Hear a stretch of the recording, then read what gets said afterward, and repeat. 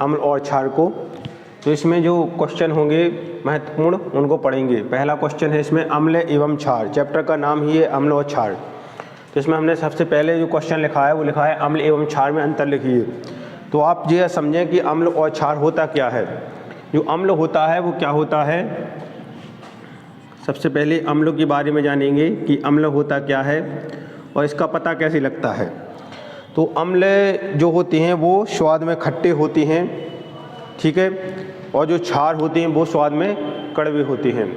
अम्ल नीले लिटमस को लाल कर देते हैं। बाज़ार में एक नीला लिटमस पेपर आता है जिसका प्रयोग आप अपने घर में भी कर सकते हैं। तो वह क्या होता है, जो अम्लीयता का जो जल होता है उसमें अम्लीयता का गुण अगर है तो वो नीले लिटमस को क्या कर देगा, लाल कर देगा। और जो क्षारक होगा यानी उसमें अगर क्षारीयता का गुण है तो वो लाल लिटमस को क्या कर देगा, नीला कर देगा। अब अम्ल और क्षार का पता कैसे चलता है, तो अम्ल और क्षार का पता करने के लिए एक वैज्ञानिक आए थे, सोरेनसन। वैज्ञानिक का नाम था क्या, सोरेनसन।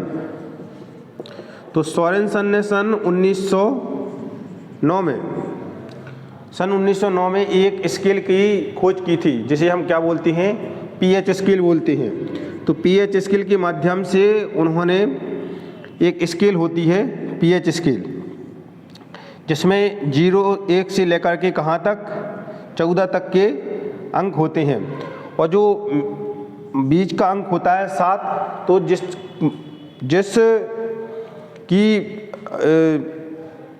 जिसकी वो पीएच मान 7 होता है तो वो क्या होता है, उदासीन होता है। बाकी अगर 7 से अगर नीचे का मान है तो वो क्या होता, अम्लीयता का गुण प्रदर्शित करेगा। और अगर 7 से 14 के बीच में है तो वो क्या होगा, क्षारीयता का गुण प्रदर्शित करता है। इस प्रकार पीएच स्केल से हम अनेक प्रकार की हम पीएच मान ज्ञात कर सकते हैं। जो पीएच मान होता है उसका उपयोग हम अनेक क्षेत्रों में करते हैं। जैसे अगर पता करना है कि हमारे खेत की जैसी मिट्टी कैसी है तो इसका हम क्या है, कृषि कारकों में भी उपयोग कर सकते हैं पीएच स्केल का। यानी आज जैसे कोई पदार्थ है, जैसे दूध है, तो दूध में अगर हम पीएच मान निकालेंगे तभी इसका हमें पता चलेगा कि यह कितना खट्टा है या कब तक यह खराब हो सकता है। तो पीएच स्केल से जैसे कोई बीमारी है तो उसका हम पीएच मान निकाल करके उसको हम सही रूप कर सकते हैं। और जैसे कृषि क्षेत्रों में हो गया तो अनेक प्रकार से हम पीएच स्केल का पीएच मान निकाल करके, हम सभी वस्तुओं का पीएच मान निकाल करके उसकी हम जानकारी प्राप्त कर सकते हैं। तो हम आपको बताने जा रहे थे कि अम्ल और क्षार होता क्या है।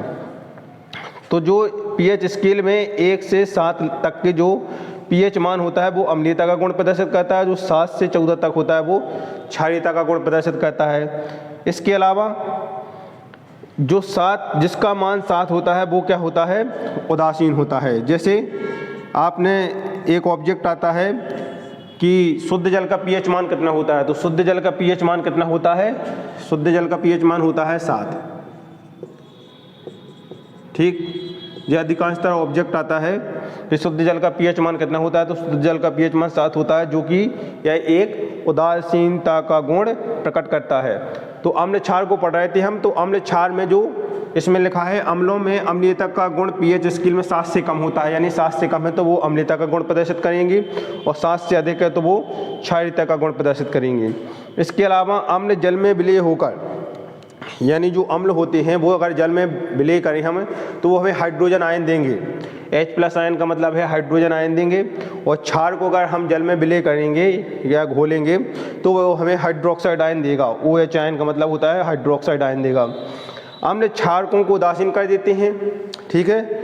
उदासीन का मतलब है कि ना उसमें अम्लीयता का गुण रह जाता है ना उसमें क्षारीयता का गुण। और जो क्षार होते हैं वो अम्ल जो होते हैं उनको उदासीन कर देते हैं। इसमें एग्जाम्पल आप देखें, प्रबल अम्ल का एग्जाम्पल है H2SO4 सल्फ्यूरिक अम्ल और हाइड्रोक्लोरिक अम्ल। प्रबल क्षार को NaOH सोडियम हाइड्रोक्साइड और KOH यानी पोटेशियम हाइड्रोक्साइड, ठीक। तो अम्ल एवं क्षार में अगर आपसे अंतर पूछा जाए तो इसमें 6 अंतर लिखे हैं जिसे आप नोट कर सकते हैं। बाकी आपकी जो परीक्षा में अंतर पूछे जाएंगे वो 4 ही अंतर पूछे जाएंगे। इस चैप्टर का नेक्स्ट क्वेश्चन पढ़ेंगे। धावन सोडा एवं बेकिंग सोडा में 2 उपयोग लिखिए। तो इस क्वेश्चन में हमने उपयोग के साथ साथ इसका रासायनिक जो फार्मूला है वो लिखा है और रासायनिक नाम लिखा है। साथ ही साथ इसके 2 उपयोग कहा गया क्वेश्चन में, तो हमने इसके 3 उपयोग लिखे हैं, इसको आप समझें। धावन सोडा का जो फार्मूला होता है वो क्या होता है, Na2CO3 × 10H2O। ऑब्जेक्ट टाइप में यह है जो फार्मूला है वो खाली फार्मूला भर पूछा जा सकता है कि धावन सोडा का सूत्र क्या होता है या इसका रासायनिक नाम क्या होता है। तो इसका रासायनिक नाम आप ध्यान रखें, सोडियम कार्बोनेट होता है।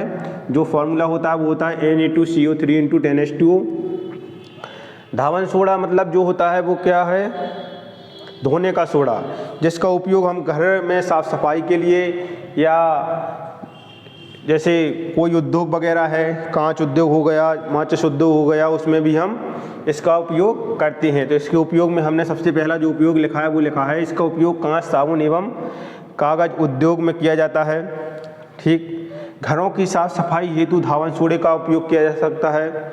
घर में सफाई करना हो या कपड़े धोना हो तो धावन सोडा को ही हम क्या बोलते हैं, धोने का सोडा, जिसका उपयोग हम घरों में साफ़ सफाई के लिए करते हैं।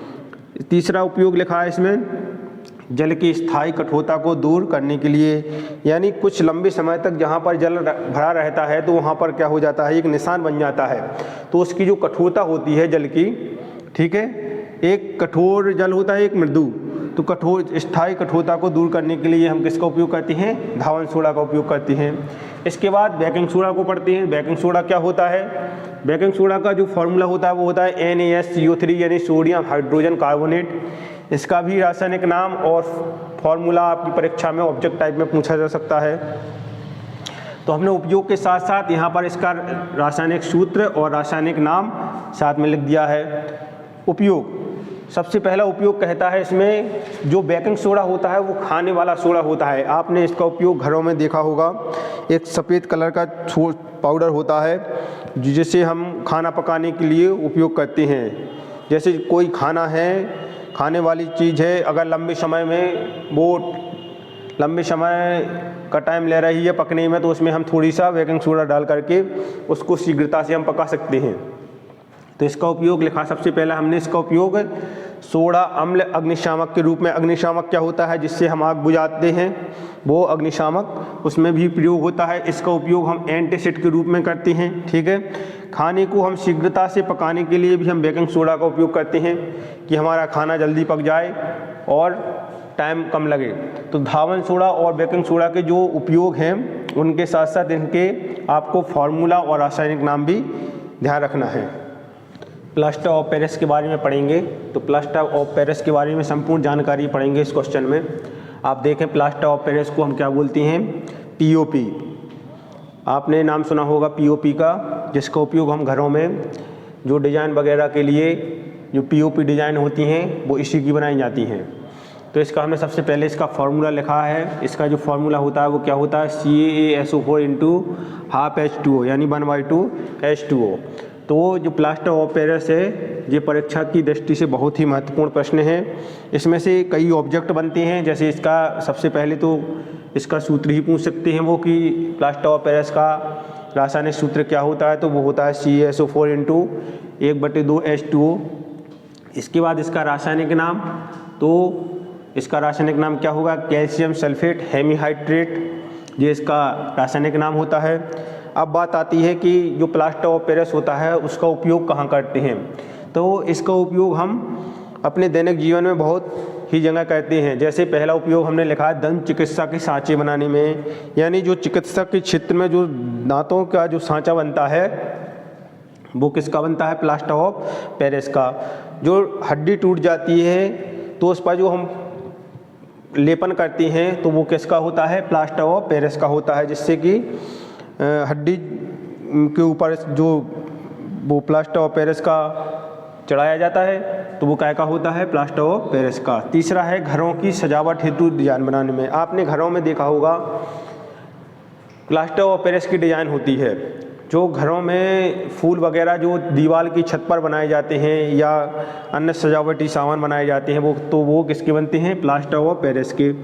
इसके बाद आपने खिलौने, जो प्लास्टर ऑफ पेरिस के खिलौने होते हैं या मूर्तियां होती हैं जिनमें कलर करके बाज़ारों में बेचा जाता है, तो वो भी प्लास्टर ऑफ पेरिस के बनते हैं। अग्निशय पदार्थ के रूप में। अग्निशय पदार्थ का मतलब है कि जैसे जो ऑफिस वगैरह में वो एक अग्निशमन पदार्थ वो यंत्र रखा रहता है, जिससे कभी इमरजेंसी में अगर आग लगती है तो उसमें जो पदार्थ मिला रहता है वो उसमें प्लास्टर ऑफ पेरिस का ही पाउडर रखा रहता है। इसके बाद इससे प्लास्टर ऑफ पेरिस से जो एक क्वेश्चन बनेगा, तो ये क्वेश्चन आपके पेपर में आ सकता है कि प्लास्टर ऑफ पेरिस को आर्द्ररोधी बर्तन में क्यों रखा जाना चाहिए। आर्द्ररोधी बर्तन का मतलब होता है कि जिससे जल्द से जल्द वो क्रिया कर ले। तो हमने इसका उत्तर है प्लास्टर ऑफ पेरिस नमी के संपर्क में, जहाँ पर नमी वाला क्षेत्र होगा यानी यहाँ पर थोड़ी सा ठंडा वाला क्षेत्र होगा तो उसमें संपर्क में आने पर जल अवशोषित करके जिप्सम में बदल जाता है। यानी नमी वाले क्षेत्र में अगर आप प्लास्टर ऑफ पेरिस को रखते हैं तो उसमें क्या होता है कि जिसमें जो जल रहता है वो क्या हो जाता है, वहाँ पर अवशोषित हो जाता है और वो जिप्सम में बदल जाता है। इसलिए इसे आर्द्ररोधी बर्तन में क्या है रखना चाहिए। इसको हम समीकरण के माध्यम से समझेंगे। तो हम किसकी क्रिया करवाएंगे, CaSO4 × 1/2H2O यानी प्लास्टर ऑफ पेरिस। जी का फॉर्मूला होता है प्लास्टर ऑफ पेरिस का। तो हम इसकी क्रिया किसके साथ करा रहे हैं, जल के साथ करा रहे हैं। तो हमें क्या प्राप्त हो रहा है, जिप्सम प्राप्त हो रहा है। यह एक समीकरण संतुलित समीकरण है। CaSO4 यानी 1/2H2O प्लस 3/2 यानी इसको हम 1 सही 1/2 भी लिख सकते हैं H2O। तो इनकी हम क्रिया कराएंगे तो हमें क्या प्राप्त हो जाएगा, CaSO4 × 2H2O। इसको हम बोलते हैं जिप्सम। अगर आपसे ऑब्जेक्ट टाइप में कभी क्वेश्चन पूछा जाए कि जिप्सम का फॉर्मूला क्या होता है तो वो होता है CaSO4 × 2H2O। तो इस क्वेश्चन में हमने जो प्लास्टर ऑफ पेरिस POP जिसे हम बोलते हैं उसकी हमने संपूर्ण जानकारी पढ़ ली है। नेक्स्ट क्वेश्चन पढ़ते हैं। व्यंजक चूर्ण का रासायनिक सूत्र, रासायनिक नाम और उपयोग लिखिए। यह क्वेश्चन जो है जो 2020 की जो परीक्षा हुई थी, बोर्ड परीक्षा, उसमें क्या हुआ था, पूछा गया था। ठीक, तो यह शायद 19 में भी पूछा गया था। तो यह एक परीक्षा की दृष्टि से एक महत्वपूर्ण क्वेश्चन है। व्यंजक चूर्ण का जो फॉर्मूला होता है, रासायनिक फॉर्मूला क्या होता है, CaOCl2 यानी कैल्शियम ऑक्सीक्लोराइड, जो कि इसका एक रासायनिक नाम है। इसके उपयोग के बारे में अगर बात करें, वैसे आप जानते हैं कि जो व्यंजक चूर्ण होता है वो शुष्क बुझे हुए चूने पर अगर हम क्लोरीन की क्रिया कराती हैं तब हमें क्या होता है प्राप्त, व्यंजक चूर्ण प्राप्त होता है। यानी शुष्क बुझे चूने पर क्या करें, हम क्लोरीन की क्रिया करते हैं तो हमें क्या प्राप्त होता है, व्यंजक चूर्ण का निर्माण होता है। इसका जो उपयोग होता है वो किस में होता है, वस्त्र एवं कागज उद्योग में व्यंजक के रूप में प्रयोग करते हैं हम। जो बड़े उद्योग होते हैं, कपड़े उद्योग बारे या कागज उद्योग होता है, उसमें हम किसका उपयोग करते हैं, व्यंजक चूर्ण का। पेयजल को शुद्ध बनाने में यानी जो पीने वाला हमारा जो जल होता है उसको शुद्ध रूप में कौन बनाता है, व्यंजक चूर्ण बनाता है। रोगाणुनाशक यानी उसमें जो छोटे छोटे वायरस रूप में होते हैं उनको क्या कर देता है, व्यंजक चूर्ण खत्म कर देता है। तो रोगाणुनाशक एवं ऑक्सीकारक रूप में। प्रयोगशाला, जो प्रयोगशालाएं होती हैं उनमें अभिकर्मक के रूप में इसका उपयोग होता है। जो रासायनिक प्रयोगशालाएं होती हैं उनमें क्या होता है, व्यंजक चूर्ण का उपयोग किया जाता है। इसके बाद एक और क्वेश्चन है इसी अध्याय का जो कि आप पढ़ सकते हैं।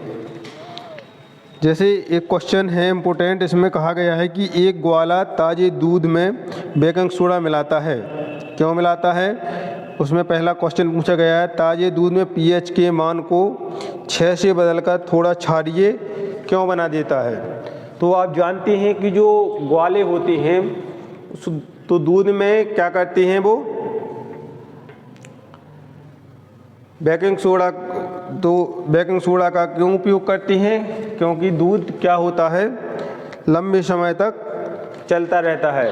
जो दूध होता है उसमें अम्लीयता का गुण जल्दी ना प्रकट हो, यानी वो जल्दी खराब ना हो, इसलिए उसमें क्या कर देते हैं, बेकिंग सोडा का थोड़ा सा चूर्ण मिला देते हैं, जिससे उसकी क्या हो जाती है, उसकी pH मान क्या हो जाता है, बढ़ जाता है और उसमें क्षारीयता का गुण आ जाता है।